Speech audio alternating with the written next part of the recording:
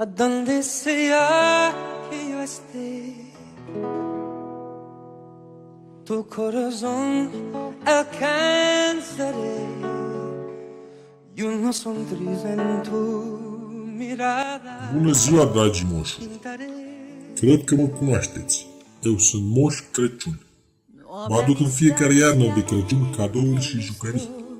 În noaptea de Crăciun, tuturor copiilor cu minți le aduc jucăriile pe care ei și le-au dorit. Mulți dintre voi mi-ați trimis o scrisoare în care ați cerut tot ceea ce vă doriți. Spiridușii mei au citit toate scrisorile și au pregătit deja cadourile pentru copiii care au fost cu minți și ascultători, celor care au luat note mari la școală. Astăzi mă adresez în special copiilor care învață bine și sunt și la școala de teatru și comunicare. Am vorbit deja cu doamna Mariana și mi-a spus că toți meritați să primiți cadouri anul acesta.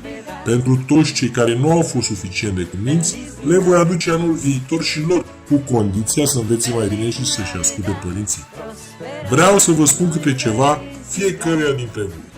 Draga mea Bianca, am să-ți aduc ceea ce mi-ai scris în scrisoare, dar aș vrea să fii mai răbdătoare cu surioara ta Alexandra și de asemenea aș dori să fii mai ambițioasă la școală. Te îmbrățișez cu drag și îți urez sărbători fericite ție și familiei tale.